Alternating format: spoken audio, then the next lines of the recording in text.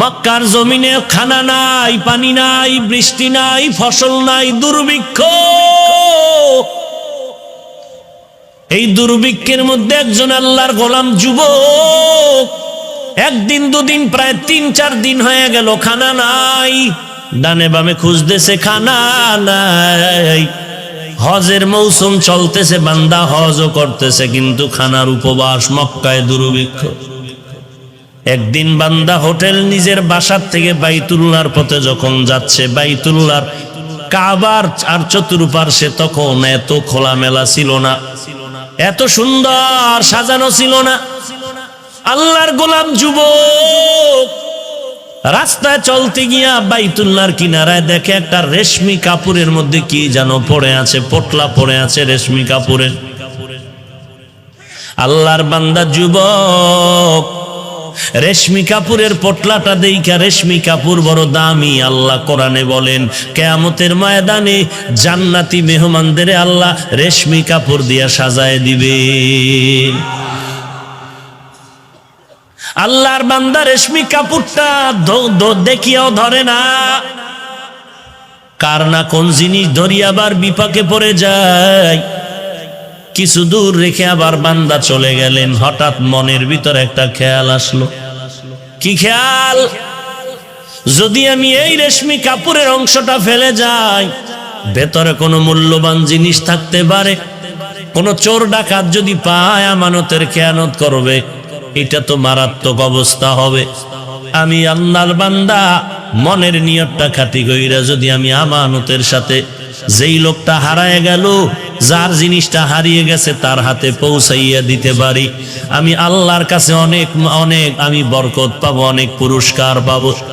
এই ভাবনা নিয়া যুবক 3 দিনের না খাওয়া ক্ষুধার যাতনায় বান্দা অনেক কষ্ট করিয়া পেছন দিকে আইসা রেশমি কাপড়ের অংশটা হাতের মধ্যে নিয়ে ডাইরেক্ট বাসায় চলে গেল। রেশমি কাপড়ের অংশটা খুলিয়া ভেতরে তাকায় দেখে সুন্দর একটা স্বর্ণের হার। এমন সুন্দর হার, ওই হারের মধ্যে আবার পেঁচায়া পেঁচায়া 300 মুক্তার দানা দিয়া এক সুন্দর পেঁচানো, সুন্দরভাবে সাজানো। আল্লাহর বান্দা স্বর্ণের হার পেয়ে বড় খুশি, আবার অন্তরে ভয়, না জানি আবার আমার হাতের থেকে এটা খেয়ানত হয়ে যায়। আল্লাহ তুমি যথাযথ পৌঁছায় দেওয়ার রাস্তা খুলে দাও। এরে নবীর উম্মতের দল রেশমি কাপড়ের মধ্যে স্বর্ণের হার পাইল, আবার 300 মুক্তার দানা দিয়ে পেঁচানো, ঘরের মধ্যে হেফাজতে রাইখা এইবার কে হারাইলো, হারানো ব্যক্তির তালাশে ঘুরতেছে মক্কার ভেতর। হঠাৎ করে আওয়াজ পায়, কে যেন ডাক দিয়া বলতেছে, আমার একটা স্বর্ণের হার হারানো গেছে, কেউ যদি পাও আমার হাতে দেওয়া। পাগড়িওয়ালা ডাকে আর বলে, আল্লাহর বান্দা যুবক পাগড়িওয়ালার কাছে গিয়া বলে, হযরত কি হারানো গেছে? বলে স্বর্ণের হার। কেমন? বলে রেশমি কাপড়ে পেঁচানো। আর কি? বলে স্বর্ণের হাতে মুক্তার দানা লাগানো। বলে আমার সাথে হাতটা দেন, আমার সাথে চলেন। বুজুর্গ পাগড়িওয়ালাকে নিয়ে নিজের বাসায় চলে গেলেন, স্বর্ণের হার রেশমি কাপড় সহ তার হাতে দিলেন। কয় দিনের না খাওয়া? 3 দিনের না খাওয়া। 500 টাকা রাস্তায় পাইলে ছাড়ে না বাঙালি। এত বড় দামি বয়ানে আইসাও আর একজনের মোবাইল চুরি করিয়া মুসলমান বাড়ি যায়। ওই যুবক 3 দিনের উপবাস। ওই পাগড়িওয়ালা বলেছিল যে আমার হারানো হাতটা ফিরায় দিবি, তাকে আমি 100 টাকা দান করে দিব হাদিয়া। যুবক মালটা তার হাতে আমানত দিয়ে এবার বিদায় নেয়। এখন বুজুর্গ বলে হাদিয়া নেও। বলে আমি এখন এর বিনিময়ে হাদিয়া নিব না, আমি চাই আমার আল্লাহ দিবে। বলে হাদিয়া নেও। বলে না, হাদিয়া হিসাবে এই মুহূর্তে নিব না। 3 দিনের না খাওয়া, হাদিয়া দেওয়া সুন্নত, নেওয়া সুন্নত। তারপরও যুবক নিলেন না। তাকওয়া কার ভয়? हर के दारत खौफे हक दर दिल मदम जन्नतुल मअवा देहद उरा मकाम। बुजुर्गरे हातটা দিয়ে চলে গেল। পাগড়িওয়ালা বুজুর্গর দিলে বড় আফসোস, এমন একটা সৎ ছেলে কে যে আমাদের হার ফিরায় দিল, হাদিয়াও নিল না। যুবক বাইতুল্লাহর কিনারায় বইয়া মন ভরে তার জন্য দোয়া করলেন।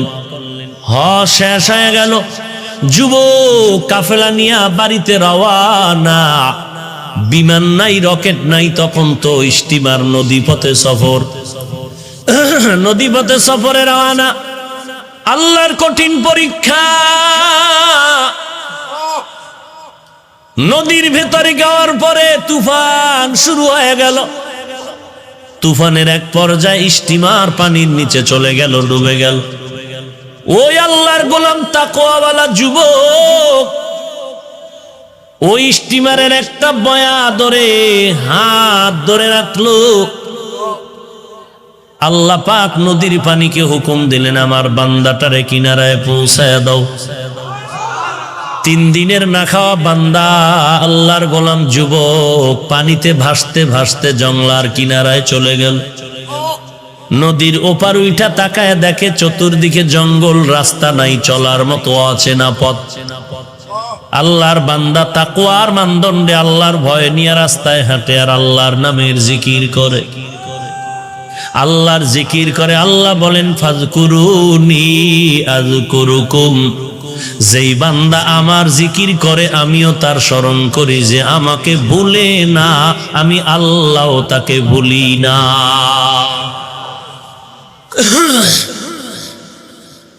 আল্লাহর বান্দা জংলার কিনারায় হাঁটতেছে হাঁটতেছে, রাস্তা নাই। কিছু দূর গিয়া দেখে জংলার মাঝখান দিয়ে একটা সরু পথ। যুবক আল্লাহর গোলাম ওই পথ দিয়ে হাঁটতেছে, দেখি কোথায় যাইতে পারি, অচেনা পথে চলতেছে। হেঁটে হেঁটে ভিতরে গিয়া তাকায় দেখে আল্লাহর ঘর, একটা মসজিদ দেখা যায়। আল্লাহর বান্দা মসজিদে ঢুকলেন। নামাজের সময় হয়ে গেল, বান্দা নামাজ আদায় করলেন। নামাজের পরে বান্দা বসে বসে আল্লাহর কোরআন তেলাওয়াত করে। আল্লাহকে পাওয়ার জন্য যত মাধ্যম আছে এর মধ্যে গভীর মাধ্যম হলো 2টা। 1 নম্বরে নামাজ, 2 নম্বরে কোরআন শরীফের তেলাওয়াত। আজকে মুসলমানের মধ্যে নামাজের দুর্বলতা, তেলাওয়াত তো নাই। আপনার কি আমার তো তেলাওয়াত নাই। রমজান চলে যায়, একটা খতম দিতে কষ্ট হয়, পুরাটা বছরে কোরআন খতমের কোনো চিন্তাই করি না। কোরআন তেলাওয়াত মানি কালামুল্লাহ। আয়নাটা খুললে যেমন নিজের চেহারা দেখা যায়, আল্লাহর কোরআনটা খুললে আমার আল্লাহকে দেখা যায়। কোথায় গেল কোরআনের আওয়াজ? আল্লাহর কোরআনের আওয়াজ উজানির কারি ইব্রাহিম সাহেব দিয়েছেন। বাইতুল্লাহর কিনারায় কোরআন পড়তেছেন। মক্কার মানুষ পাগল হয়ে গেল। পাগল হয়ে বলে, ইব্রাহিম আমাদের এলাকায় থাকো, তোমাকে আমাদের মেয়ে বিয়া দিয়ে দিও। উজানির কারি ইব্রাহিম কোরআন তেলাওয়াতের বিনিময়ে আল্লাহর বান্দা মক্কার মানুষ খুশি হইয়া মেয়ে বিয়া দিয়ে দিল। শর্ত হলো, তুমি যদি বাংলাদেশে যাও আমাদের মেয়ে নিতে পারবা না। রশিদ আহমদ গাঙ্গুহি চিঠি লিখলেন, ইব্রাহিম যা বাংলায় গিয়া কালেমার খেদমত করো। যখন রওনা দিবেন ডাক দিয়া কয়, বিবি তোমার সাথে শর্ত দিয়েছিল তোমার গার্ডিয়ান দেশে যেতে পারবা না, তুমি কি করবা? বলে আমিও যাব। নোয়াখালীতে বাবায় টাকার বালিশ বানাইয়া ঘুমায়। কারি ইব্রাহিম উজানির কারি বড় আলেম, বাবা টাকায় লাথি মাইরা দেওবন্দ চলে গেলেন, ভারতে চলে গেলেন কালেমার এলেম শিখার জন্য। রশিদ আহমদের চিঠি পাইয়া উজানির জমিনে আসলেন। চাঁদপুর জেলা কচুয়া থানার অন্তর্গত উজানি। হিন্দুদের মালিকানায় জমিন ছিল, লম্বা বিশাল জঙ্গল খরিদ করলেন।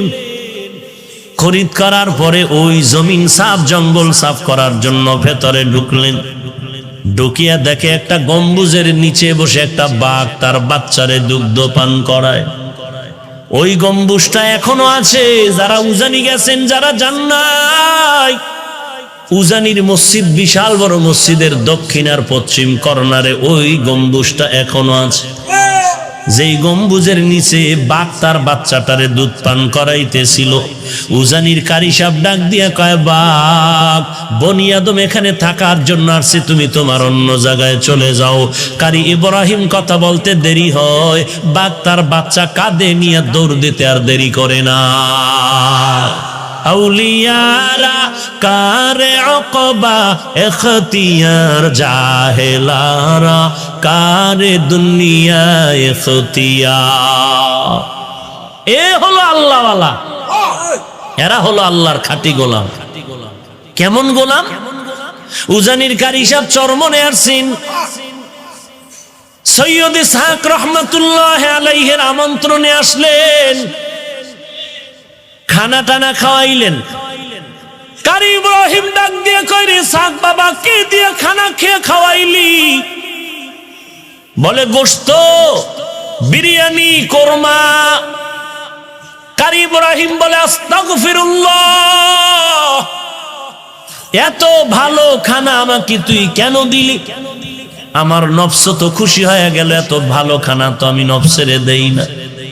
হুজুর, আপনি খাইলেন, টের পান নাই? বলে, এটা বুঝার কায়দা নাই। ওরে আল্লাহওয়ালারা দেখতেছো, ওদিকে তাকায় আছে, মনে হয় যেন কি দেখতেছি। আশরাফ আলী থানভী রহমাতুল্লাহ আলাই মুসল্লিদের নিয়ে, ভক্তদের নিয়ে রাস্তা দিয়ে হাঁটতেছেন। হঠাৎ করে রাস্তার কিনারায় দেখে সুন্দরী মেয়েরা কলস ভরে ভরে পানি নেয়, পাত্রে পানি নেয়। হঠাৎ একটা নজর দিলেন আশরাফ আলী থানভী, এক নজরে তাকায় আছেন, মনে হয় যেন মেয়েদের দিকে কি খারাপ দৃষ্টিতে তাকাইছেন। ভক্তরা কিছু বলে না, বেয়াদবি হয়ে যাবে। খানে কায়েমদা দিয়ে যাওয়ার পরে হযরতের কাছে প্রশ্ন করলেন, হযরত, আপনি মেয়েদের দিকে তাকাইলেন কেন, একটু জানতে মনে হয় জানতে চাই। আশরাফ আলী থানভী হাকিমুল উম্মত বলে, যাও তোমরা ওই এলাকা একটা ঘুরি দিয়া খবর নিয়ে আসো। তারপরে ঘুরি খবর নিয়ে দেখে ওই বাড়ির মধ্যে কান্নার আওয়াজ, ওই মেয়েটা এখন আর জমিনে জিন্দা নাই। আশরাফ আলী থানভী কয়, রে ভাই, আমি নজর করে দেখলাম ওর উপরে কেমন যেন পরকালের বাহিনী, পরকালে আজরাইলের আক্রমণ, আজরাইলের আনাগোনা আমার অনুভব হইল। এই জন্য আমি দেখলাম যে হায়াত তো বেশিক্ষণ নাই। এটা বান্দার তবেই ব্যাপার না, এর নাম হলো কারামত। এটা আল্লাহওয়ালাদেরকে আল্লাহ দান করেন তাকওয়া যদি থাকে। এই জন্য ইয়া আইয়ুহাল্লাযীনা আমানু ইন তাত্তাকুল্লাহ ইয়াজআল লাকুম ফুরকানা, যারা আল্লাহর মহব্বতে তাকওয়া নিয়ে চলবে, আল্লাহ বলেন আমি তাদের একটা স্পেশাল পাওয়ার দেই। ওই পাওয়ারের নাম হলো ফুরকান। ফুরকানের অর্থ কি? হুয়া নূরুম মিন ইলাহি, আল্লাহর পক্ষ থেকে একটা নূর। এটা আল্লাহওয়ালাদের দান করেন যারা তাকওয়ার উপরে চলে। ওই নূর দ্বারা বান্দা কি করবে? মা ফুররিকা বিহি বাইনাল হাক্কি ওয়াল বাতিল, ওই নূরের আলো দিয়ে আল্লাহর ওলি হক আর বাতিল নির্ণয় করে হকের পথে আগায় যাবে। এটা আল্লাহওয়ালা যারা তারা পেয়ে যায়। ওরে বান্দা, এটা তো আল্লাহ আশরাফ আলী থানভীকে দান করেছিলেন, এটা তো কারি ইব্রাহিমরা পেয়েছে, এটা চরমনাইয়ের সৈয়দ ইসহাক, সৈয়দ ফজলুল করিম পেয়েছে। মেয়েটা রাজি হয়ে গেল, একজন কোরআনওয়ালা খতিব ইমাম আমার স্বামী হয়ে যাবে। বিয়ার তারিখ হয়ে গেল, বিবাহ হলো আজকে বাসর রাত। খতিব সাহেব আজকে বাসর ঘরে যাবেন। আগের খতিবের মেয়ে তার স্ত্রী হতে চলছে। রাতের বেলা বাসর ঘরে যখন যায়, আল্লাহর বান্দা যুবক সালাম দিয়া মসজিদের থেকে বিদায় নিয়া ওই বাসর ঘরে ঢুকলো। ঢুকার পরে একটা সালাম দিল। সালামের পরে মেয়েটা তাকায় দেখতেছে আমার চেহারার দিকে তাকায় না। কেমন একজন খতিব আমি পাইলাম যে আমার কানের স্বর্ণের অলংকারের দিকে বারবার তাকায়, আমার গলার হার আর চেইনের দিকে তাকায়, আমার আঙ্গুলের স্বর্ণের আংটির দিকে তাকায়। আহারে, আমি এত ভালো মনে করছিলাম সে তো মনে হয় লোভী। লোভী স্বর্ণের দিকে তাকায় কেন? স্বর্ণের দিকে কেন তাকায়? এত লোভী কেন? মোটামুটি যুবক কথাটা আজ করতে পেরে ডাক দিয়া কয়, বিবি আমার, তুমি আমার নতুন স্ত্রী হয়েছো, মনের মধ্যে খারাপ কোনো ধারণা নিবা না। আমি তোমার চেহারা না দেখিয়া আমি স্বর্ণের দিকে তাকায়া দেখি, কারণ আমি মাওলা পাকের কুদরত দেখতেছি। আল্লাহর বান্দি বলে, কিসের কুদরত তুমি দেখো? বলে, তোমার স্বর্ণের আংটি, স্বর্ণের কানের অলংকার আর গলার মধ্যে যা দেখতেছি, মনে হয় জানো মক্কার জমিনে আমি একদিন স্বর্ণের হার পেয়েছিলাম রেশমি কাপড়ে পেঁচানো, ওই হারটা তোমার গলার মধ্যে যেন দেখা যায়। এবার মেয়েটা ডাক দিয়ে কয়, ধন্যবাদ হে স্বামী আমার, ঠিকই স্বর্ণ গলার হার। আমার আব্বাজান হজে গিয়েছিলেন আমাকে নিয়ে, ওখানে গিয়ে আমার এই হার হারিয়ে গেল, রেশমি কাপড়ে পেঁচানো। আমার বাবা বড় ধনী, ওই হার হারিয়ে যাওয়ার পর আমার বাবা মক্কার অলিতে গলিতে ঘুরিয়া ঘুরিয়া কান্না করে বলেছিল, 1000 টাকা দিবে, 100 টাকা দিবে। আল্লাহর একটা বান্দা যুবক হারটা পাইয়া আমার বাবারে দিয়েছে, বাবার থেকে হাদিয়াও নেয় নাই। আব্বাজান ওই যুবকটারে বহু তালাশ করেছে, কিন্তু আর খুঁজিয়া পায় নাই। কয়েক মাস আগে আমার বাবা ইন্তেকাল হয়ে যায়, এই সময় আমার হাতটা ধরে বাবায় কান্না করে বলেছিল, এরে মা, তোর মতো একটা দিনদার স্ত্রী, একজন মেয়ে আমানত আমি কার হাতে রেখে যাব পাইলাম না। তবে আমার দিলের তামান্না, ওই মক্কার ওই যুবকটারে যদি পাইতাম, আমি তোরে তার হাতে আমানত দিয়ে দিত।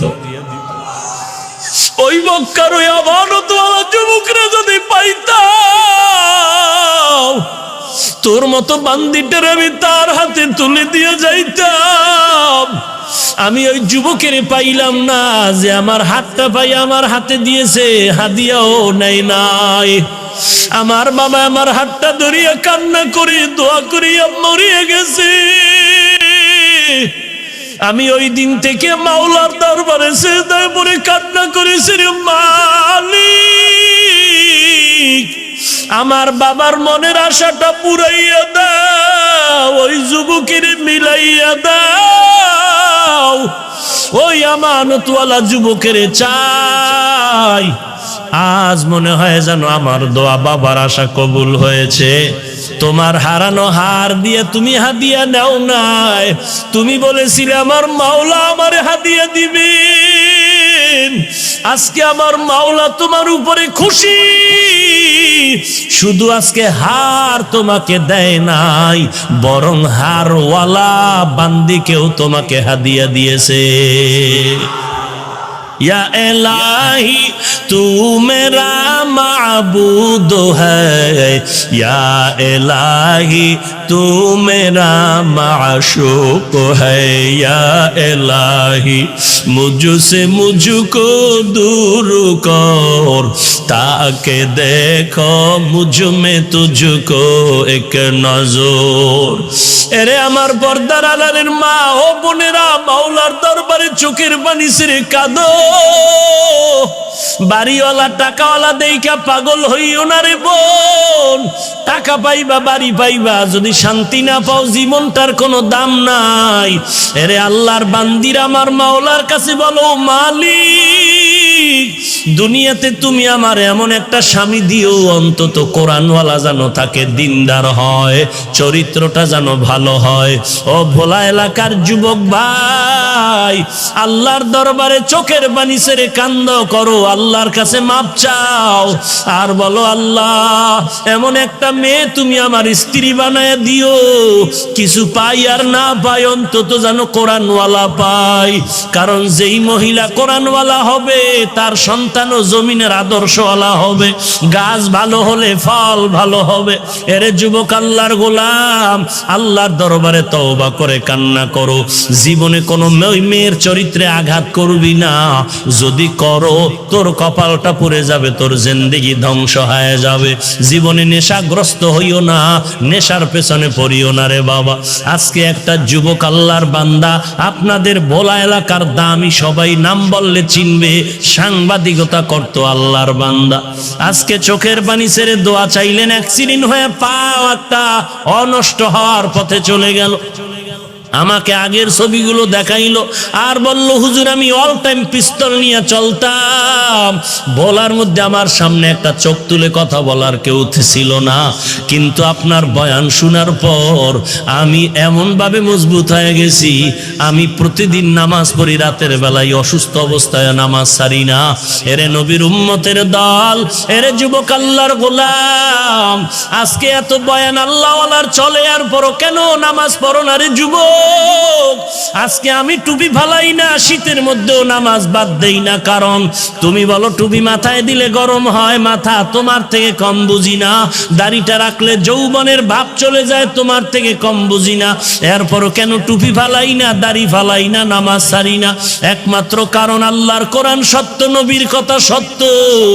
গুনাহগার হয়ে কবরে গেলে কবরের আযাব সত্য হয়ে যাবে। জমিন থেকে 9,30,00,000 মাইল উপরে সূর্য রাতের বেলা নাই, এত ঠান্ডার মধ্যে এত গরম লাগে, এত ঘাম।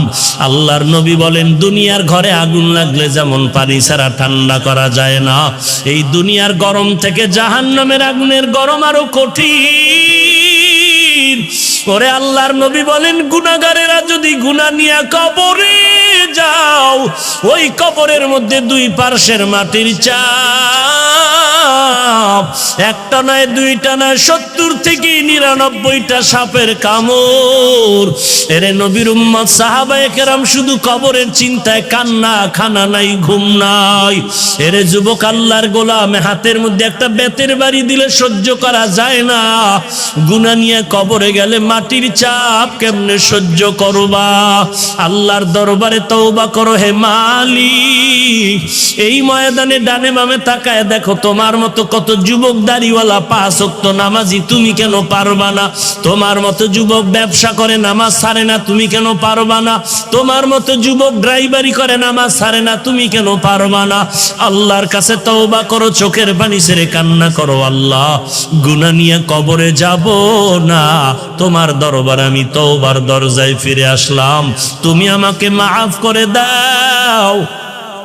জীবনে আর নামাজ ছাড়বো না, জাহান্নামের আগুন সহ্য করতে পারবো না।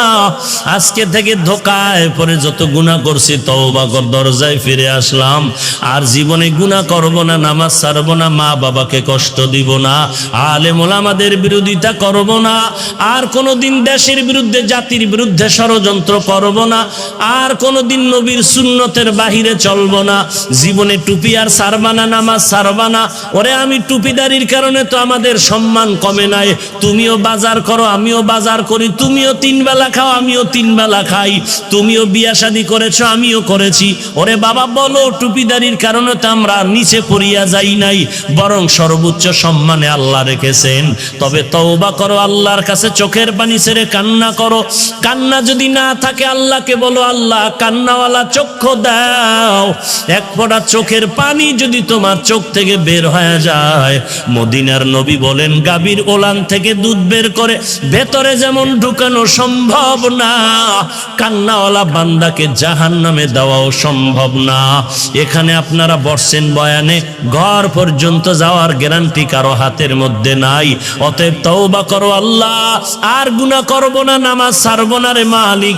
আজকে থেকে খাঁটি মনে তওবা করে নিলাম, গলায় ছুরি আসলে মরে যাব, আর কোনোদিন গুনাহের পথে যাব না, আর কোনোদিন অসামাজিক কাজ করব না, আর কোনোদিন নেশাগ্রস্তের লাইনে চলবো না। তওবা করার যদি খাঁটি নিয়ত থাকে, অন্তরে যদি কোনো ভেজাল না থাকে, মুনাফিকি না থাকে, খাঁটি তওবার নিয়তে দুটো হাত আমার আল্লাহকে দেখায় দাও। আয় আল্লাহ, সবার হাত আপনি কবুল করে নেন, আমাদের তওবা কবুল করে নেন।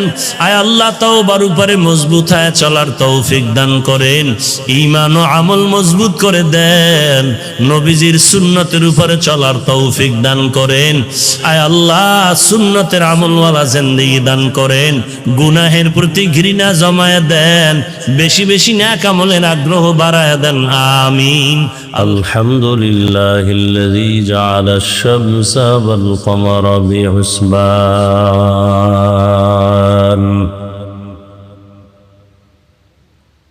والنجم والشجر يسجدان وفضل زمانا على زمان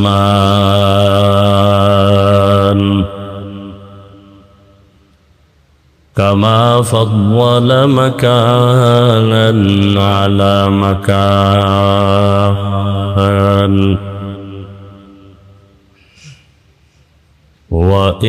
وإنسانا على إنسان ونشهد أن لا إله إلا الله وحده لا شريك له لا ضد له ولا ند له ولا مثل له ونشهد أن سيدنا وسندنا وحبيبنا وحبيب ربنا وطبيبنا وطبيب قلوبنا ومولانا محمدا عبده ورسوله اللهم صل على محمد النبي الأمي وعلى آله وسلم تسليما وبعد فأعوذ بالله من الشيطان الرجيم بسم الله الرحمن الرحيم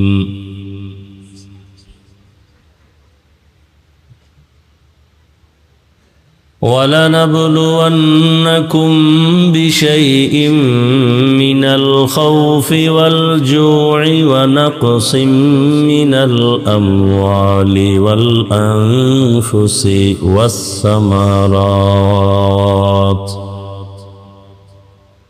وبشر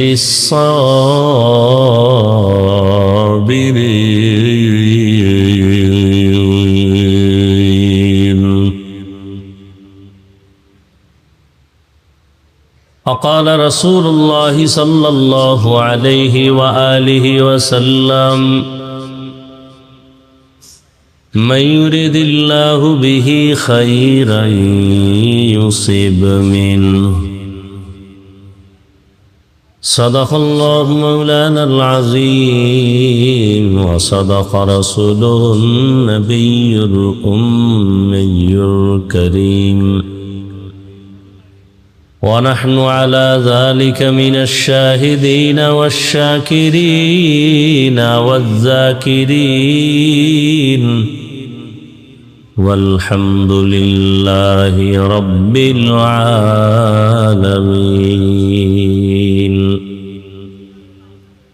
سبحانك لا علم لنا إلا ما علمتنا إنك أنت العليم الحكيم.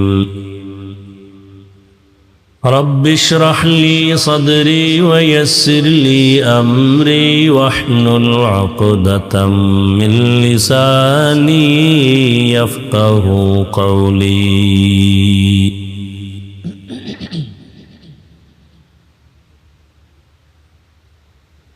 حقیقت کھل جائے گی بوقت امتحان تیرے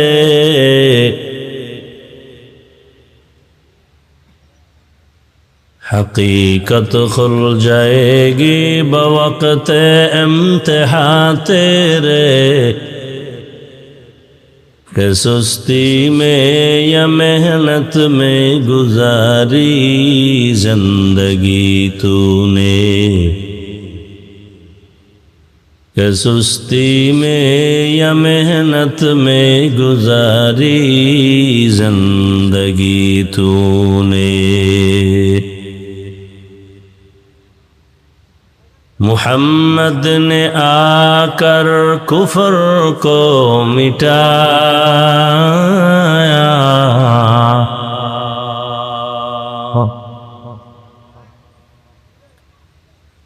محمد نے آ کر کفر کو مٹایا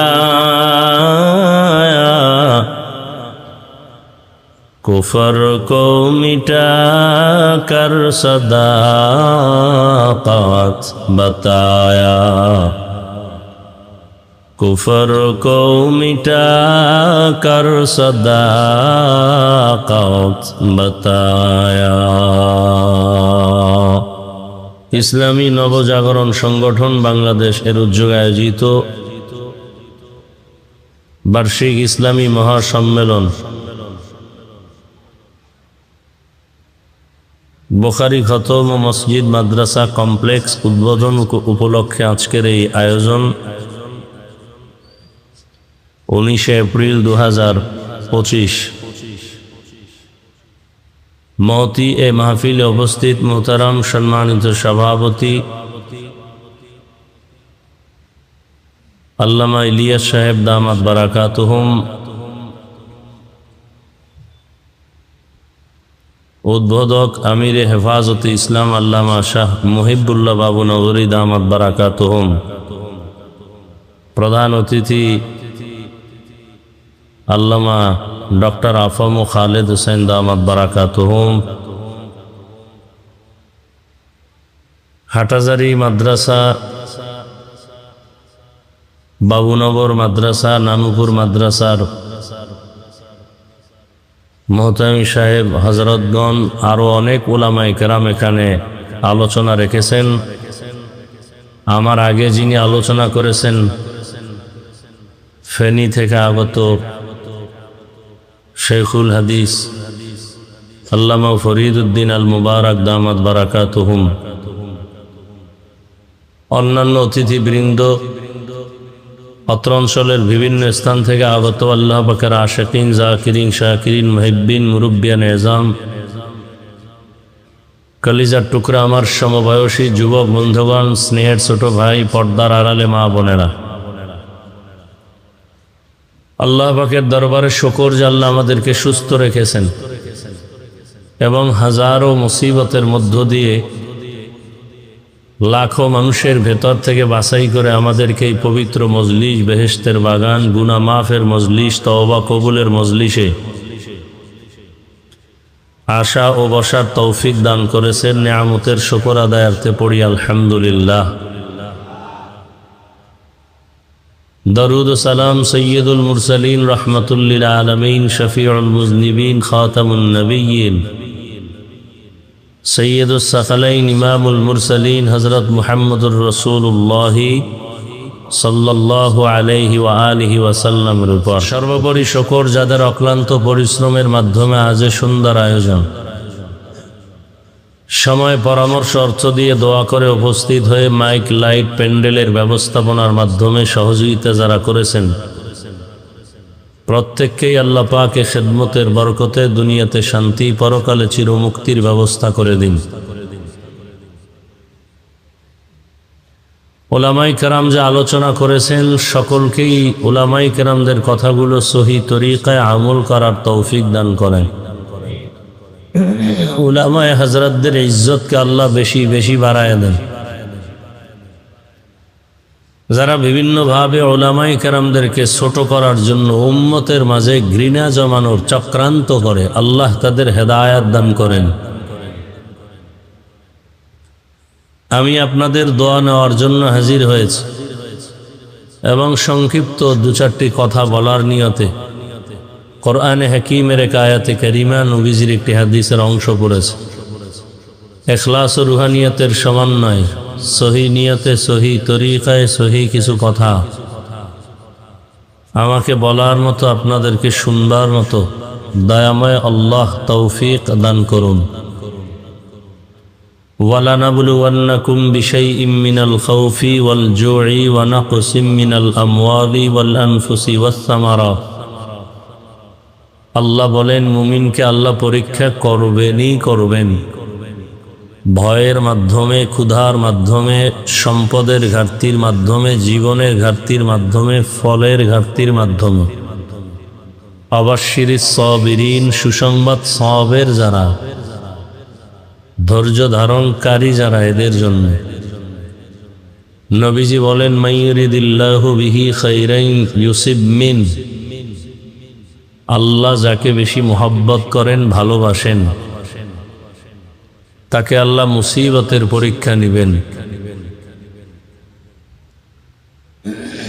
দুনিয়াতে আল্লাহ আমাদেরকে পাঠিয়েছেন পরীক্ষা দেওয়ার জন্য।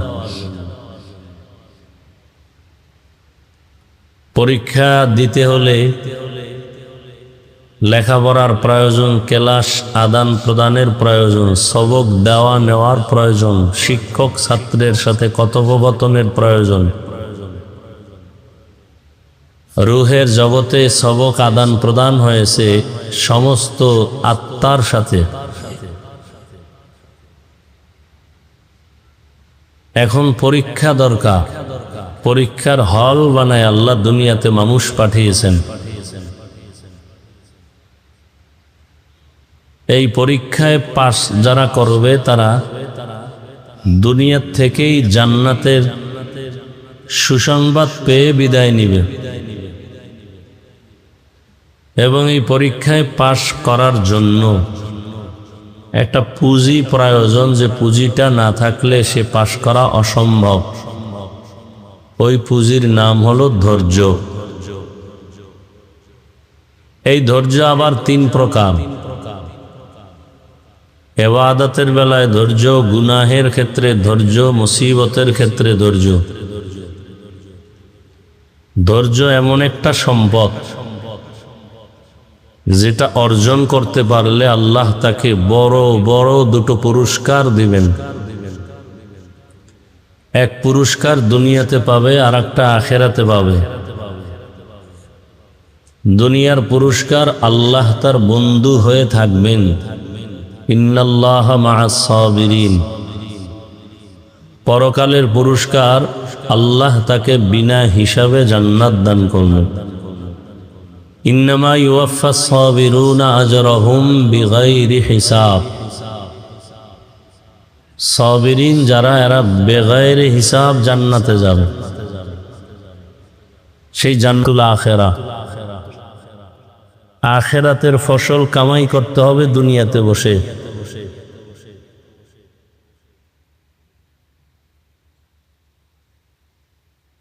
দুনিয়া ছাড়া আখেরাতের কাজ করার কোনো সুযোগ নাই ভিন্ন কোনো জায়গায়।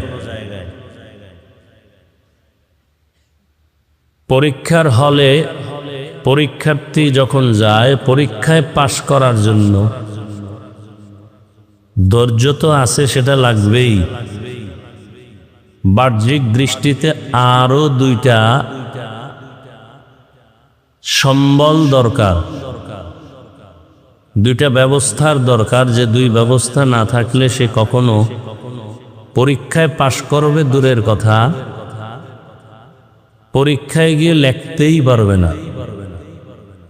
এক ব্যবস্থার নাম রিজালুল্লাহ, আর এক ব্যবস্থার নাম কিতাবুল্লাহ। দুনিয়ার লাইনে যারা পরীক্ষা দেয়, এদের গাইডও লাগে, গাইড বুঝায় দেওয়ার জন্য, আবার কোচিং মাস্টার, প্রাইভেট মাস্টারও নেয়। দুনিয়ার পরীক্ষার হলে আল্লাহ মানুষকে পাঠাইয়া এই দুইটা ব্যবস্থা করছেন, কিতাবও দিছেন, ব্যক্তিও দিছেন।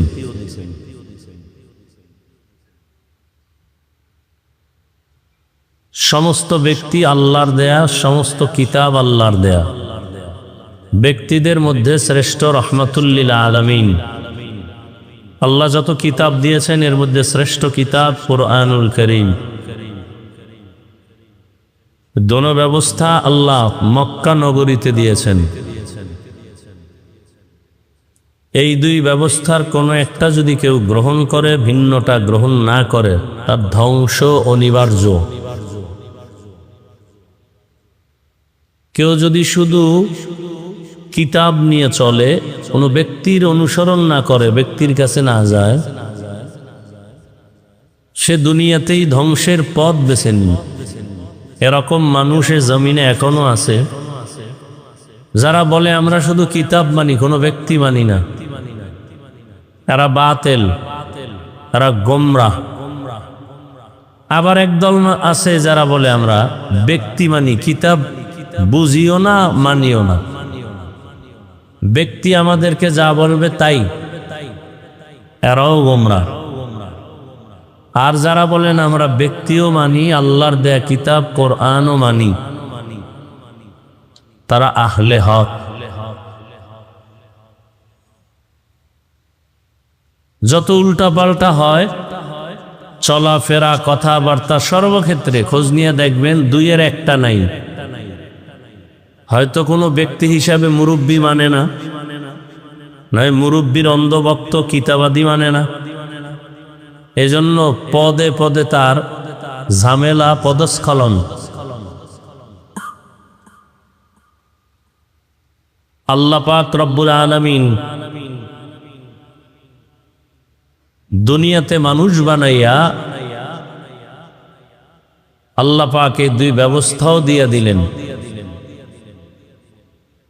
মক্কা নগরীতে যখন রসুল আসছেন, এমন এক পরিবেশ ছিল যে মক্কার মানুষের মতো খারাপ পৃথিবীর আর কোথাও ছিল না।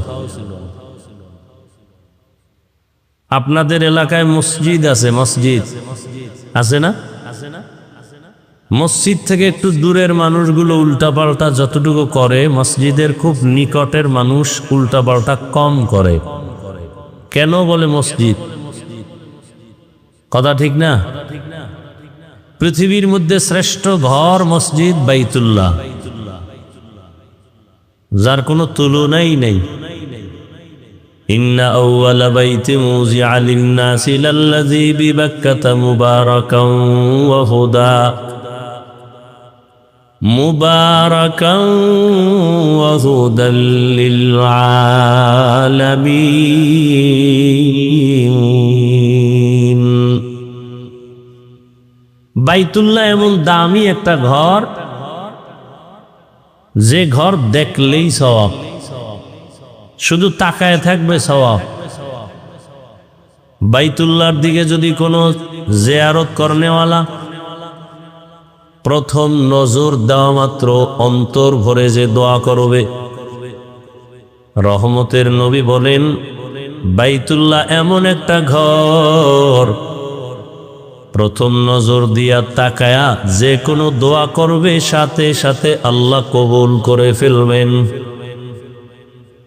বাইতুল্লাহর দিকে যতক্ষণ তাকায়া থাকবে কিচ্ছু বলবে না, শুধু তাকায়া থাকবে যতক্ষণ ততক্ষণ শুধু সওয়াব আর সওয়াব।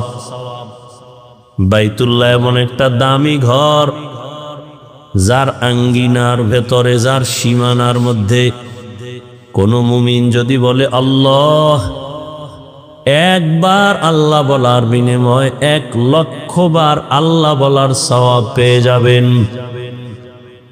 বাইতুল্লাহ এমন একটা ঘর, যেই ঘরের আঙ্গিনার ভেতরে, সীমানার মধ্যে যদি কেউ একবার সুবহানাল্লাহ পড়ে, একবার বলার বিনিময়ে 1,00,000 বার সুবহানাল্লাহ বলার সওয়াব আল্লাহ দান করবেন।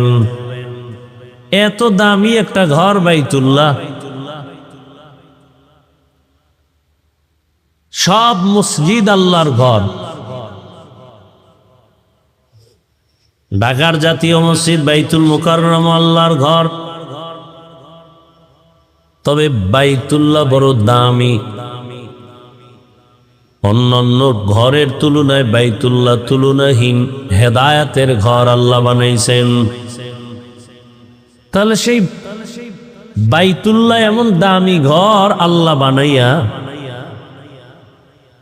যেই ঘরের দিয়ে তাকাইলেই সওয়াব, সেই ঘরের পার্শ্বের মানুষগুলো খারাপ হলেও একটু কম হবে, এর থেকে দূরের মানুষ আরো খারাপ হবে। কিন্তু বাইতুল্লাহর মানুষ এতটাই চরিত্রহীন যে সারা দুনিয়াতে এদের মতো খারাপ আর কোথাও ছিল না। কারণ কি?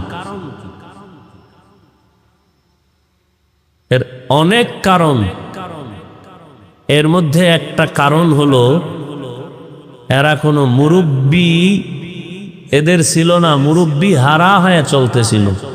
ঈসা নবী চলে গেছেন, আমাদের নবী আসবেন, এর মাঝখানে কেউ নাই। এরা এক পর্যায়ে মুরব্বী যখন পায় না বা নেয় না, অটোমেটিক নফস তাদের মুরব্বী হয়ে গেছে। যারা বলে আমরা কোনো মুরব্বী মানি না, কোনো আল্লাহ ওয়ালা মানি না, অটোমেটিক তাদের নফস শয়তান মুরব্বী হয়ে তাদেরকে পরামর্শ দেয়, আর ওই নফসের ধোকায় পড়ে উল্টা পাল্টা করে। যখনই রহমতের নবী আসলেন, মক্কার মধ্যে পরিবর্তন শুরু হয়ে গেল। নবীকে দেখে সবার দিল নরম হয়ে গেল। দীর্ঘ 40 বছর পর্যন্ত নবী কারো কাছে নামাজের কথা বলেন না, রোজার কথা বলেন না, জিকিরের কথা বলেন না, তেলাওয়াতের কথা বলেন না, কোনো দাওয়াত নাই। শুধু নবী সবার সাথে মিলতেছেন, আলোচনা করতেছেন, ব্যবহার দিতেছেন। নবীর ব্যবহারে সব মানুষগুলো মুগ্ধ হয়ে যাচ্ছে, সবার মন আকৃষ্ট হয়ে যাইতেছে যে একটা নিরেট মানুষ। আর আল্লাহ রহমতের নবীর চেহারা মোবারকের মধ্যে রহমত দান করেছিলেন, দেখলেই মায়া লাগত। এটা রসুলের বিশেষত্ব। তো নবীর প্রতি যখন আকৃষ্ট হলো মানুষের অন্তর, এইভাবে চলতে থাকলো 40 বছরের বেশি। এরপরে আল্লাহ কোরআন দিলেন, নবীজি দাওয়াত শুরু করলেন। সেই চরিত্রহীন মানুষগুলো নবীজির দাওয়াত আর আদর্শ গ্রহণ করার কারণে এতটা দামি হয়ে গেল, আল্লাহ পাক জিব্রাইল আমিনকে লিস্টি নিয়ে পাঠায় দিলেন, যাও রহমতের নবীকে লিস্টি দেখায়া দাও, যাদের নাম আছে এরা বিনা হিসাবে জান্নাতি।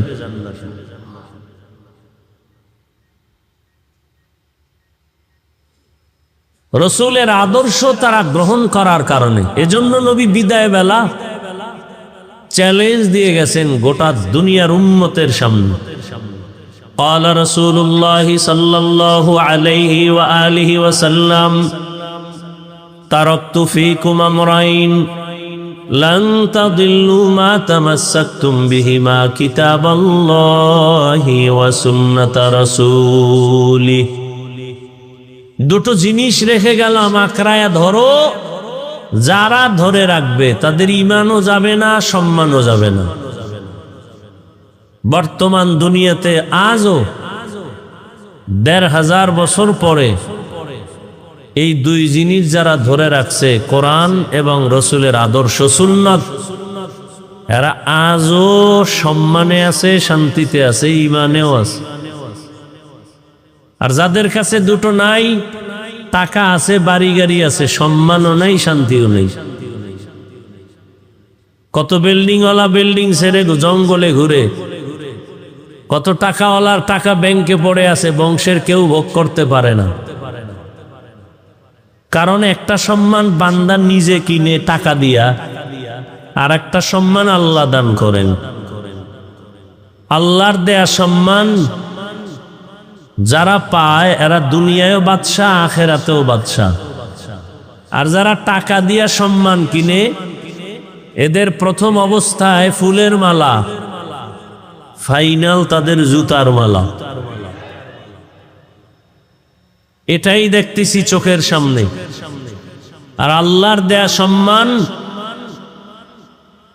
যারা ধরে রাখতে পারলো, হাজার কোটি মুসিবতের মধ্যেও তারা এখনো বাদশার হালাতে আছে। এর মধ্যে কারা সর্বোচ্চ লেভেলে আছে? ওলামায়ে আহলে হক, ওলামায়ে কেরাম। আগেও যেমন, এখনো তেমন, সামনেও এমনই থাকবে। কারণ এই সম্মান টাকা দিয়া কিনা হয় না, কে দিছেন? আল্লাহ দিছেন। আর আল্লাহ তখনই দিবেন যখন বান্দা আল্লাহর হুকুম, রসুলের আদর্শকে নিজের জীবনের আপন বানায় নিন। আল্লাহ তখন সম্মান শুধু বাড়াতেই থাকবেন। আলা রাসূলুল্লাহি সাল্লাল্লাহু আলাইহি ওয়া আলিহি ওয়া সাল্লাম, মান তাওয়াযা লিল্লাহ রাফাআহুল্লাহ। যেই বান্দা বান্দি নিজেকে ছোট মনে করে চলবে, বিনয়ী বানায় চলবে, আল্লাহ তার মর্যাদা অনেক উঁচু করে দিবেন। নিজেকে যত বিনয়ী করে রাখবে আল্লাহ তার মর্যাদা শুধু বাড়াতেই থাকবে। মানুষ তো জন্মগতভাবেই মর্যাদাবান। দুনিয়াতে আসার আগেই আল্লাহ মানুষকে সর্বোচ্চ সম্মান দান করেছেন।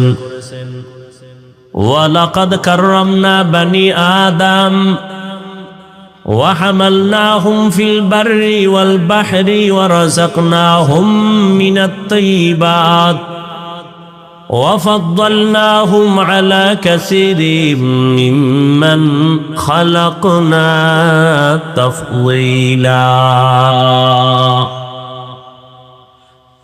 বনি আদম বড় দামি এক সম্পদ।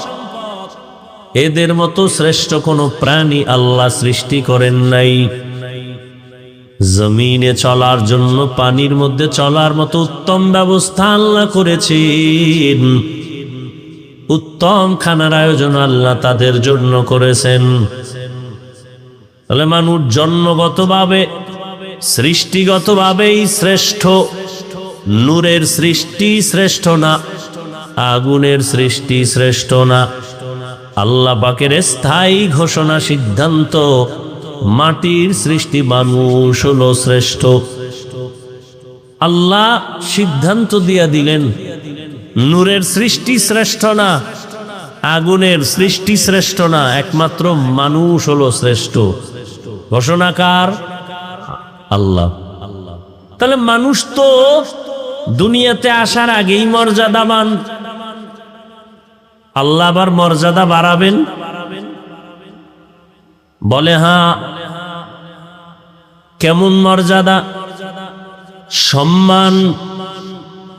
কোন ব্যক্তির সম্মান কতটুকু আছে এটা মাপকাঠির জন্য অন্য মানুষের প্রয়োজন। একজন আলেমের সম্মান আছে, সবাই আমরা জানি। বুঝবো কেমনে এটার সম্মান আছে?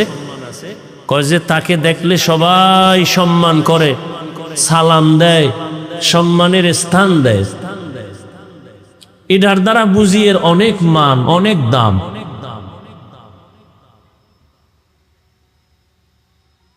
তো একজন ব্যক্তি খুব বিনয়ী হয়ে চলে, তাকে 100 লোক মহব্বত করে, 500 লোক মহব্বত করে, 5000 মানুষ তাকে সম্মান করে।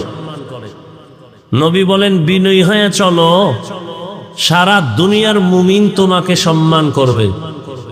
আরো বিনয়ী হও, বিধর্মীরাও তোমাকে সম্মান করবে। তুমি আরো বিনয়ী হও, শুধু মানুষ না, ভিন্ন প্রাণীরাও তোমাকে সম্মান করবে। যেমন রহমতের নবী রাস্তা দিয়া চলতেছেন, রাস্তার দুপার্শ্বের গাছ নত হয়ে রসুলকে সালাম জানায়। কেমন রহমতের নবী আমার! নবী রাস্তা দিয়া হাঁটেন, জঙ্গলের প্রাণী বারবার রহমতের নবীরে সালাম জানায়। রহমতের নবীর এত সম্মান, দুধের বাচ্চাগুলো নবীকে দেখে সালাম দেয়। এটা সম্মান। রহমতের নবীর পরে বর্তমান দুনিয়াতে বহু আল্লাহর প্রিয় গোলাম আছেন, আল্লাহর বড় মহাব্বতের গোলাম এমনও আছেন যাদের কথা বাঘে শুনে, যাদের কথা অন্য প্রাণীও শুনে। কারণ এটা সম্মান আমার আল্লাহ দান করেন, আর এই সম্মানটা বারে বিনয়ী হওয়ার কারণে, যত বিনয়ী হবে, নরম হয়ে চলবে, আল্লাহ তার মর্যাদা শুধু বাড়াতেই থাকবেন।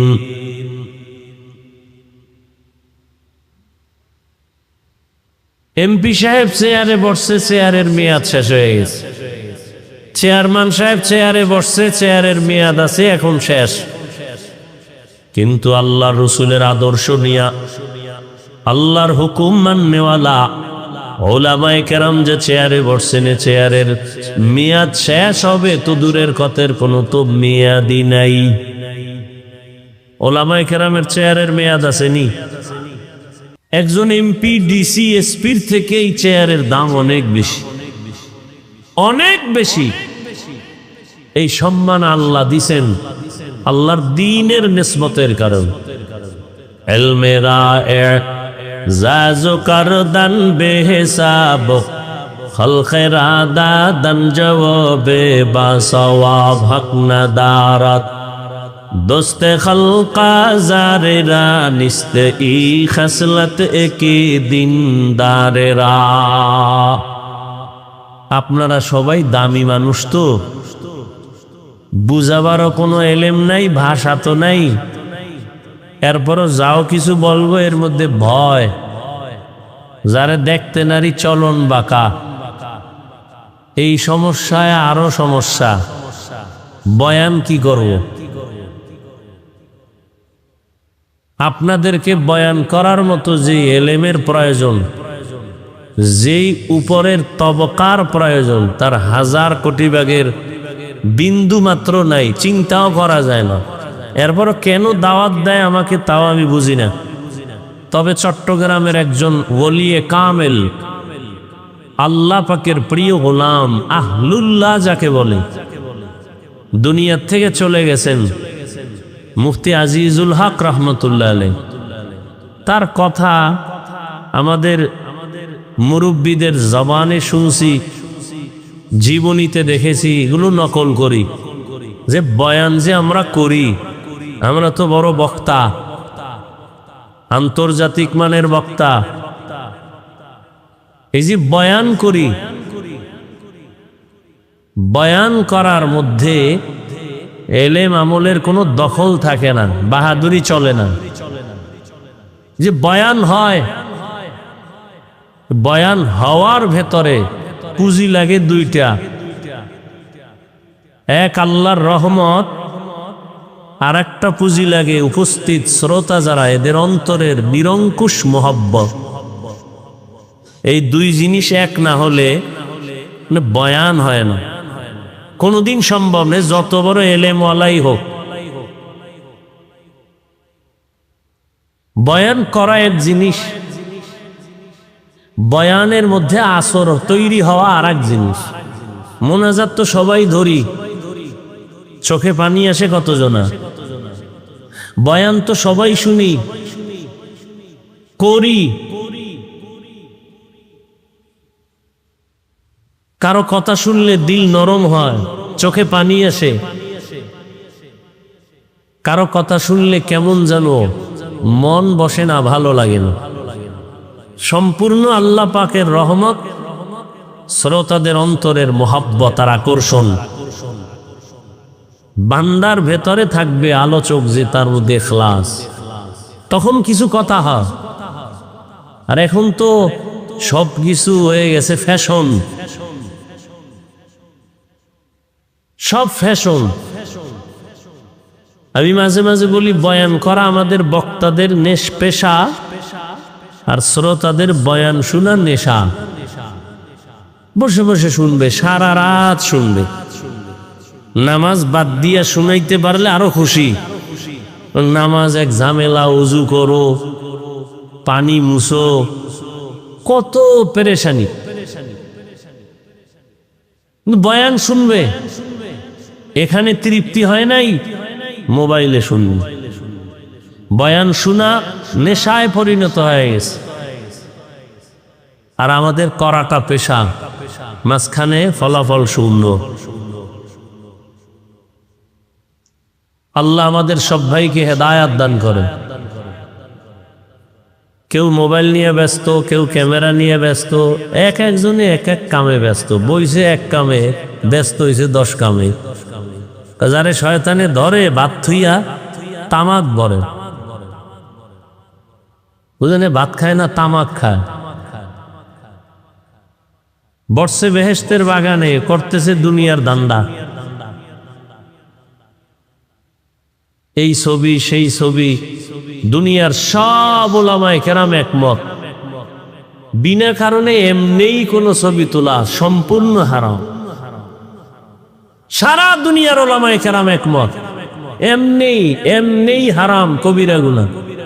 বর্ষে বেহেশতের বাগানে করবে জান্নাতের কাজ, করছে দুনিয়ার কাজে ধান্দায়। এরপরে মোবাইল যদি চোরে লইয়া যায়, তা আমও গেল, সালাও গেল, আইসে খালি যাইবে খালি। এই বয়ান কি শুনবো, এটা দরকার নাই। সুন্দর বয়ান করছে, বাসে একটু চাফাবাজি হয়ে যাবে। সুন্দর বয়ান, কি বয়ান, ওটা বলার কোনো সুযোগ নাই। সুন্দর এতটুকু বলা যায়। এলমেরা এজাজ করদান বেহিসাব, খলকেরা দাদান জবাবে বাসাওয়া।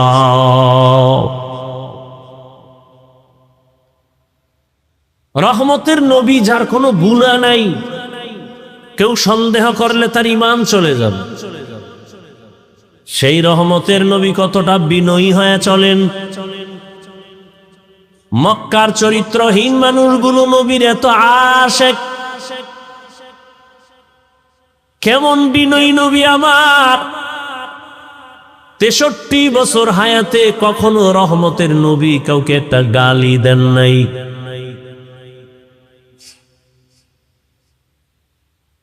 কেমন মায়ার নবী আমার! রহমতের নবীর জীবনে ভুলেও কোনোদিন একটা মিথ্যা কথা বলেন নাই, কাউকে একটা গালি দেন নাই। হাজারো গালি নবী শুনছেন, একটা গালির জবাবও দেন নাই। আরো আশ্চর্য কথা, কেমন রহমতের নবী আমার,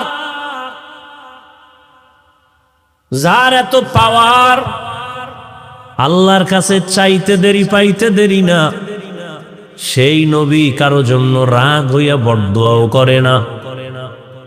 তায়েফের ময়দানে রক্ত ঝরায়, আল্লাহ নিজে জিব্রাইলকে পাঠায় দিছে। নবী বললেই সব ধ্বংস করে দিব, নবী বলে না না। এজন্য আল্লাহ বলেন, লাউ কুনতা ফাদদান গালিযাল কলবি লানফাদ্দু মিন হাওলিক। রহমতের নবীর অন্তর যদি শক্ত হতো, বক্রতাপূর্ণ হতো, ও নবী আপনার কাছে কেউ আসতো না, সব ভেঙে যাইত। কিন্তু আপনার হৃদয়টা এত কোমল, এত দুর্বল, এত নরম, দুশ্মন আসিয়াও নবীর ভক্ত হয়ে যায়। রহমতের নবী কোনদিন জীবনে দুটো চোখ মোবারক গরম করে কারো দিকে তাকান নাই। দুটো চোখ মোবারক গরম করে নবী কোনদিন কারো দিকে ভুলেও গরম চোখে তাকান নাই। মাত্র 13 বছরের ব্যবধানে মক্কার চরিত্রহীন লম্পট এতটা নবীর আশেক।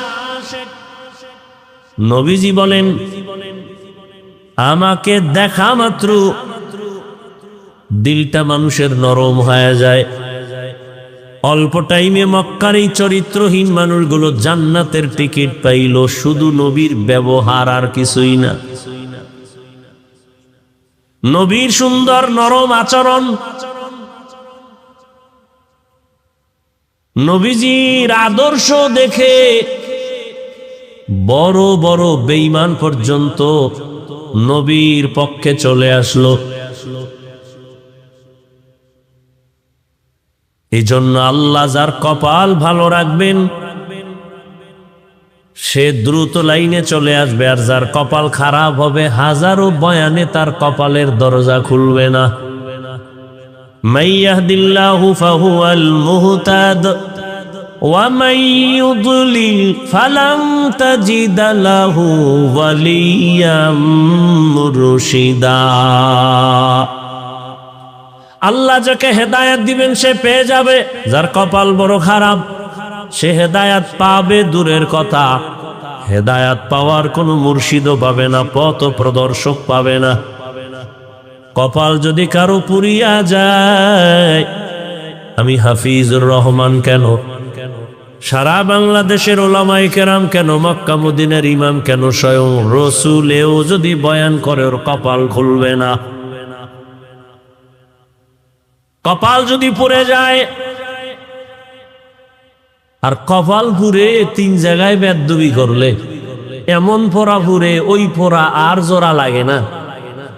কয় জায়গায়? 3 জায়গায় বেয়াদবি করলে কপাল পুড়ে যাবে। মরার পরে না, আগেই পুড়ে যাবে, শাস্তিও মরার আগে শুরু হবে। এক জায়গা হলো মা বাবা। মা বাবার সাথে যদি বেয়াদবি করে ওই সন্তান মরার আগেই বিছানায় পড়ে যাবে, বিচার শুরু হয়ে যাবে। দ্বিতীয় জায়গা শিক্ষক। আমি হাফিজুর রহমানকে আমার মা আমার বাবা চোখের পানি ছেড়ে কলিজা ভরে দোয়া করেছেন, আল্লাহ সম্মান দিছেন। কিন্তু আল্লাহর জাতের কসম, আপনাদের সামনে বসাইয়া আমি যে বয়ান করতেছি এই বয়ান আমাকে কোনোদিন আমার মাও শিখান নাই, আমার বাবাও শিখান নাই। আমার হাতে ধরে ধরে নাম লেখা, দস্তখত দেয়া, বয়ান করা, কথা বলা শিখাইছেন আমার উস্তাদ। আমার শিক্ষক আমাকে মানুষ বানাইছেন, আর আমার মা বাবা দোয়া করেছেন। এই জন্য যদি কোনো ছাত্র শিক্ষকের সাথে বেয়াদবি করে বরদোয়া নেয়, আল্লাহর জাতের কসম ওর মরণের আগেই গজব চলে আসবে। রাস্তায় চলি, মাঝে মাঝে বহু ল্যাংটা পাগল দেখি, আরবিতে কথা বলে, ইংলিশে কথা বলে। পাগল আবার ইংলিশ কেন বলে, আরবি বলে কেন? চিন্তা ভাবনা করে দেখলাম পাগল হইয়া ইংলিশ শিখে নাই, আরবি শিখে নাই। বড় স্কুল বা মাদ্রাসার ভালো ছাত্র ছিল, বেয়াদবি করে পাগল হয়ে গেছে। জমিনে কোনো মা বাবা সন্তানের জন্য বরদোয়া করে না। জমিনের মধ্যে কোনো শিক্ষক ছাত্রের জন্য বরদোয়া করে না। কিন্তু কষ্ট যখন আসে তখন একটা নিঃশ্বাস বের হয়, আহ, এই নিঃশ্বাসটা অভিশাপ, একটা নিঃশ্বাস। আসমান থেকে ফয়সালা চলে আসে। قال رسول الله صلى الله عليه وآله وسلم اثنان يعجلهما الله في الدنيا البغي وعقوق الوالدين। পয়গম্বর বলেন, 2টা অন্যায় আছে যদি করো শাস্তিটা মরার আগেই হবে। প্রথম অন্যায়ের নাম জুলুম, দ্বিতীয় অপরাধের নাম মা বাবার সাথে বেয়াদবি। জুলুম আবার 3 প্রকার: আল্লাহর সাথে জুলুম, নিজের সাথে জুলুম, অন্যের সাথে জুলুম। আল্লাহর সাথে জুলুমের নাম শিরিক, ইন্নাশ শিরকা লাযুলমুন আযীম। নিজের সাথে জুলুম আবার আলাদা আলাদা। আমি নিজে মানে শুধু ব্যক্তি একা না, কু আনফুসাকুম ওয়া আহলিকুম নারা। আল্লাহ আমাকে হাত দান করেছেন, এটার আলাদা ডিউটি আছে, বিনা কারণে আল্লাহ দেন নাই। 5টা আঙ্গুল দিছেন, এক একটা আঙ্গুলের মধ্যে আবার 4টা করে দাগ আছে, গিরা আছে। কি বলে এলাকায় আঙ্গুলের, এগুলের কি বলে? হ্যাঁ, গিরা। এরকম কয়টা আছে এক আঙ্গুলে? 5টায় কয়টা? 5 আঙ্গুলে কয়টা? 20টা করে এখানে গিরা লাগানো আছে, দাগ দেওয়া। এটাও আল্লাহ বিনা কারণে দেন নাই, বান্দা তুমি নামাজ পড়িয়া সালাম ফিরাইয়া 33 বার সুবহানাল্লাহর আমল করো, 33 বার আলহামদুলিল্লাহর তাসবিহ পড়ো, 34 বার আল্লাহু আকবারের তাসবিহ পড়ো, ডান হাতের আঙ্গুল গনে গনে গনে গনে হক আদায় করো। আল-ইয়াওমা নাখতিমু আলা আফওয়াহিহিম ওয়া তুকাল্লিমুনা আইদিহিম ওয়া তাশহাদু আরজুলুহুম বিমা কানু ইয়াকসিবুন। দস্তগোয়াদ মঞ্চুনি দুজদিদা আম লব্বগোয়াদ মঞ্চুনি বসিদা আম চশমগোয়াদ চিদা আম গমজাহারাম গোশগোয়াদ চিদা আম সমরুল কালাম। হাতটা আল্লাহ যে কাজের জন্য দিছে ওই কাজে হাতকে ব্যবহার না করা হাতের জুলুম। আল্লাহ দুটো চক্ষু দান করেছেন ডিউটি করার জন্য। আল্লাহর দেওয়া ডিউটিতে যদি ওই চোখ ব্যবহার না করা হয় চোখের জুলুম।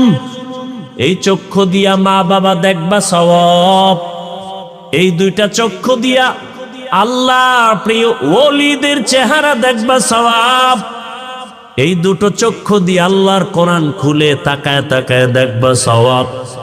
এই চোখ দিয়া বান্দা তুমি বাইতুল্লাহ দিয়ে তাকায় থাকবা সওয়াব। যদি এর বাহিরে তাকাও চোখের জুলুম। জবান আল্লাহ দান করেছেন যে ডিউটি করার জন্যই ডিউটি না করলে জবানের জুলুম।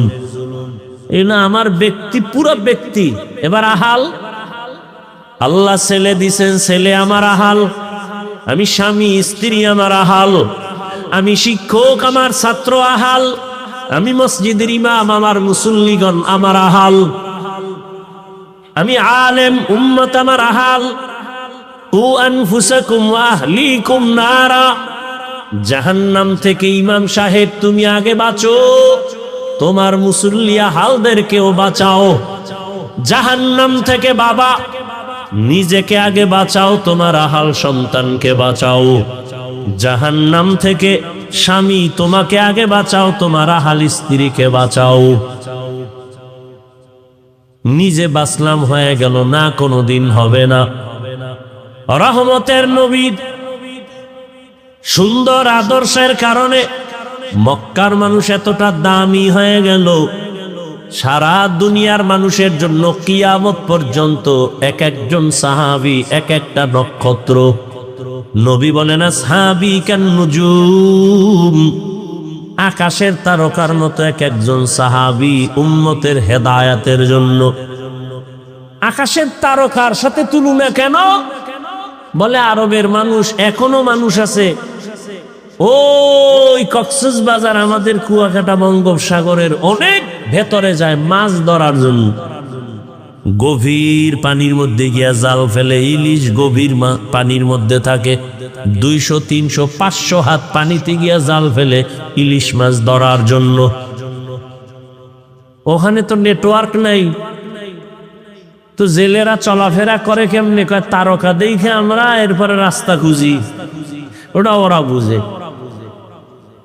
আরবের মানুষ তারকা দেখে ভালো মন্দ যাচাই করে। রহমতের নবী বলেন উম্মত কিয়ামত পর্যন্ত আমি আর কোনোদিন আসব না। আমার রেখে যাওয়া আদর্শ, আমার সাহাবায়ে কেরামের আদর্শ দেখে তোমরা হেদায়েতের পথ নির্ণয় করো, কারণ আমার এক একজন সাহাবী হেদায়েতের জন্য একটা তারকা। আজকে প্রতিযোগিতা লাগছে সাহাবায়ে কেরামের বিরুদ্ধে কথা বলা, আছে না নাই?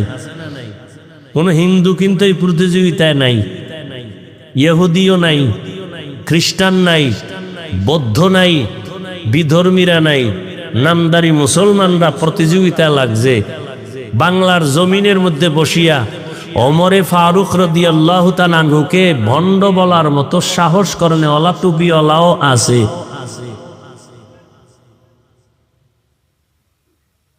সাহাবায়ে কেরামের বিরুদ্ধে ইশারা ইঙ্গিতে যারা বলবে লেখবে এরা ভণ্ড, এদের যারা ভণ্ড বলবে না তারাও ভণ্ড। আল্লাহ হেদায়াত দান করুন। ওই যে কপাল, কপাল যদি পুড়ে যায়, কপাল পরার আর এক আলামত হলো আল্লাহ যে তার উপরে বেজার, তার প্রথম প্রমাণ সে আলেমদের পিছনে লাগবে। আহলে হক আলেমের পিছনে যে লাগে প্রমাণ তার কপাল খারাপ। মা বাবার সাথে বেয়াদবি, শিক্ষকের সাথে বেয়াদবি। 3 নাম্বার হলো উলামায়ে কেরাম মুরব্বীদের সাথে বেয়াদবি। এই ছোট্ট বয়সে যা দেখলাম, এই 3 জায়গায় বেয়াদবি করিয়া একজনও দুনিয়াতে সফল হতে পারে নাই। এই অল্প বয়সে অনেক কিছু দেখছি। 2004 সালে আমি দাওরা শেষ করলাম। আমাদের ক্লাসে একটা ছাত্র ছিল বড় ভালো, কিন্তু হুজুরদের সাথে উল্টা পাল্টা করতো, মা বাবার সাথে। দেখছি চোখে তাকায় যে বাবা মোনাজাত দিয়া বড় দোয়া করে, আল্লাহ ধাক্কাইয়া দেওবন্দে লয়ে গেছে। 1 নম্বরে পাস আইছে বাংলাদেশে। নাম কইলে ফেসবুকের গোলামরা সবাই চিনবে, যাদের জীবন মরণ ফেসবুক। এবং মাও জীবন না, বাবাও না, বাপ ছাড়তে রাজি, মা ছাড়তে রাজি, ভাই ছাড়তে রাজি, মাদ্রাসা ছাড়তে রাজি, সব ছাড়বে। মোবাইলের এই গজবের পথ ছাড়বে না। ও এটা নিয়া দুনিয়াও বরবাদ করবে, আখেরাতও বরবাদ করবে, মান্যত করে ফেলেছে। এরা চিনবে নামটা বললেই, বিশেষ করে আমাদের মাদ্রাসার লাইনে। এত ভালো ছাত্র বাংলাদেশে কোথাও 1 মাসের বেশি থাকে না। এক জায়গায় মাইরও খাইছে শুনছি। আমার দ্বারা একদিন আইছে মাদ্রাসায় ঢাকাতে, তো ওয়াজ নিবে, আমি তোরে ওয়াজ দিব না জীবন। তো চোখের সামনে শুধু একটা না, হাজারও দেখতেছি। এই 3 জায়গায় যারা বেয়াদবি করে এরা দুনিয়াতেই বিফল, সব ধ্বংস এদের। আজকে বাংলাদেশে এত ঝামেলা কেন? একমাত্র উলামায়ে কেরামের সাথে বেয়াদবির ফলাফল। নাচতে বলেন কেন? দালাল দালাল ভাব, উল্টা আমগো দালাল কন না, আমগো চেহারা দেখলে মনে হয় দালাল।